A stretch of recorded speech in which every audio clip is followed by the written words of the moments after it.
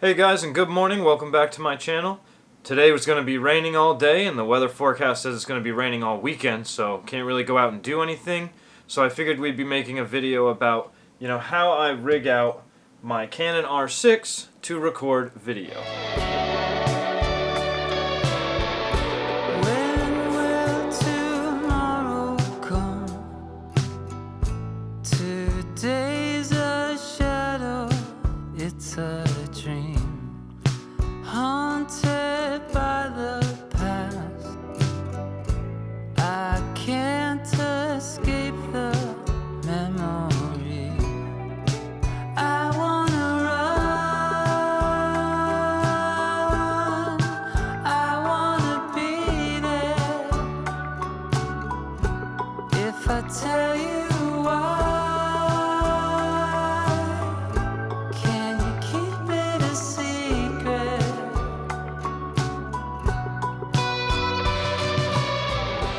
Now, what I've done is I've attached the small rig cage, and that's the basis of everything that I'm going to be building off from, and I'm using a bunch of basically small rig cage accessories to do that, right? So we've got the small rig cage, we have the small rig cage top handle here. Best thing about the top handle is that it's got a built-in magnetically connected Allen key. I love having little tools with me all the time, and it makes it so I can break down any of the other accessories that are attaching here with this tool that's always on me. So love that about this top handle. We've got another small rig cage extension piece here that extends out and gives me a cold shoe attachment out to the right. I have the Lume Cube panel attached to that for my light source. So far we've got the small rig cage, we've got the top handle, we've got the extension piece that gives me a cold shoe extension out here on the right, and then I've got this Camvate left handle that extends out off from the small rig cage, and that just allows me to have another point of contact as far as a really nice stable handle. Now, a lot of people really like to have the top handle and really recommend the top handle for filming, and I do love my top handle, don't get me wrong. I especially like being able to mount my microphone up off from it, and I love just having it as a handle to hold my camera. But when it comes to shooting, for some reason, at least for me, I seem to prefer to take these two handles. I got the handle on the actual camera, and then my now left handle that I've attached, and that seems to produce the most smooth kind of pan shots that I can produce, where I kind of, tuck my elbows in, and I just kind of smoothly swivel my hips. And that seems to produce really smooth results for me. And again, I've got, IBIS inside of the Canon R6 and stability inside of the lens working together. So you've got a decent amount of stabilization working with you. But, handheld, even with all the stabilization in the world, can still be really tricky, especially as the lenses tend to become longer focal lengths. Any type of movement is going to kind of produce, an unwanted or undesirable shake. And that's where I really think having this handle that extends out on the left really helps me get smoother shots this way.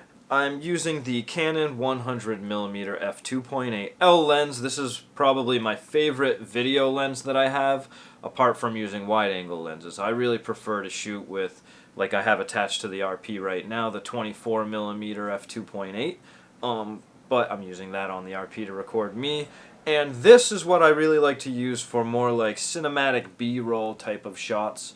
One, I really love the way the autofocus system works on this lens. It's just really reliable and quick and smooth, and I like it.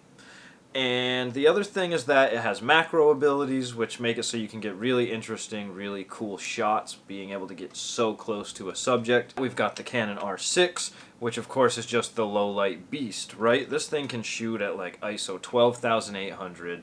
I still end up with pretty decently clean results. It's honestly pretty insane what I can shoot in, like basically not even low light. I can almost shoot in no light situations with this camera. 4K, 60p, even though it overheats, I only can do it, internally recording for 30 minutes, and then I have to let it cool off before I can record more.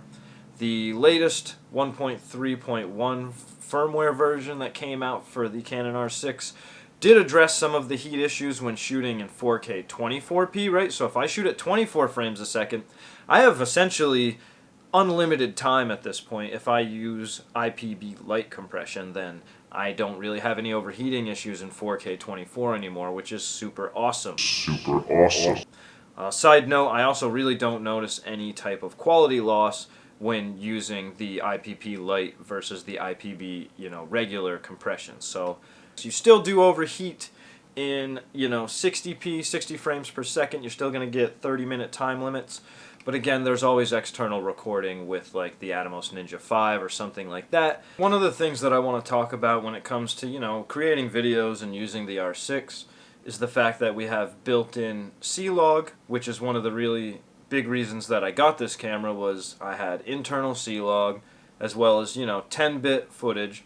So once you have 10-bit footage and you're recording in C-Log, you have a lot of flexibility as far as post adding, contrast, saturation, changing the color in general, just adjusting the white balance, everything. You have so much creative control if you're able to record in C-Log. So that's one of the reasons that I really love using the Canon R6 in the first place. So I just wanted to kind of go through some of the shots that I took and show you what it looks like when you're recording in C-Log, and show you what it looks like after we've applied, just basic C-Log corrections.